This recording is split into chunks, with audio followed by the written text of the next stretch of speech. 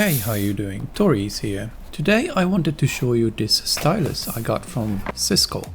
Right from the box we have a couple of things such as the stylus itself, some paperwork, the replaceable tips and the charging cable.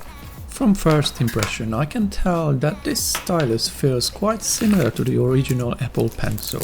It is about the same size, it has got the same one flat side just as the Apple Pencil and it pretty much looks the same. Where it starts to differ is the end of the stylus. It has got a little button on it and it is actually used to turn it on. After all, this is an active stylus. Now the Apple Pencil connects wirelessly by the side of the iPad Pro. A little notification pops up on the top of the screen and after tapping on it, the pencil is ready to be used. Using Apple's ecosystem has got some benefits. Everything is smooth and we are ready to be productive. So this leads us to the question, can this Apple Pencil alternative bring the same level of quality? Well, the short answer is no. But bear with me for a moment. First of all, to connect the stylus, we have to remove the original Apple Pencil, then go to settings, go to Bluetooth, and there we have to turn the Bluetooth off. From there we can turn the stylus on with the button and then place the stylus on the side of the iPad Pro. It has got magnets so it will stick to the side just as the original Apple Pencil. And then we can start using it. So yeah, this is already a little bit more complicated. Obviously if you don't have the Apple Pencil then you can skip that first step.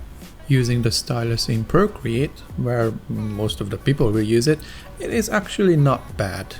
On my iPad Pro I used a paper-like screen protector, which makes it a little bit easier to use the pencil or the stylus. It is less slippery. The stylus has got tilt function. There are certain apps which supports this, such as Procreate. It helps a lot with shadowing. It also has got quite good accuracy. It basically feels like using a pen on paper. And the latency is not bad either. Comparing to the Apple Pencil, it would be quite hard to notice the difference if you had not used it before.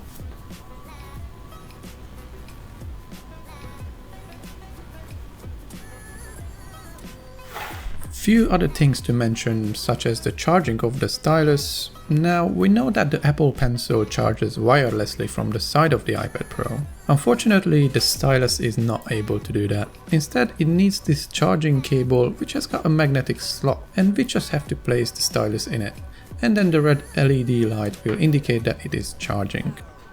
Also the tips are completely different. You can see when I take it off from the Apple Pencil it just looks solid and it doesn't move.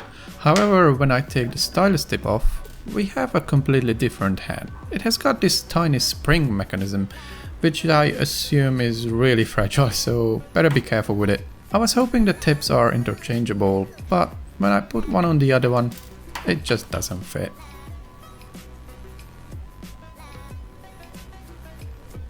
Comparing the stylus to the Apple Pencil is a little bit finicky. I mean, just for start it costs 4, almost 5 times less than the Apple Pencil. Then there are some other features which comes really handy with the Apple Pencil, such as the pressure sensitivity. If you use your iPad Pro for professional art, you simply cannot go without that. And then of course there is literally no input lag. The stylus is pretty good as well. But if you put them side by side, you can feel the tiny difference. So after all, the question is it worth spending our money on Apple tax? Or should we just save that money and get the cheaper alternative? I want you to answer this question. Let me know in the comment section down below. Leave a like if you enjoyed this video and subscribe if you are a fan. Thank you ever so much for joining me and I will see you in the next one.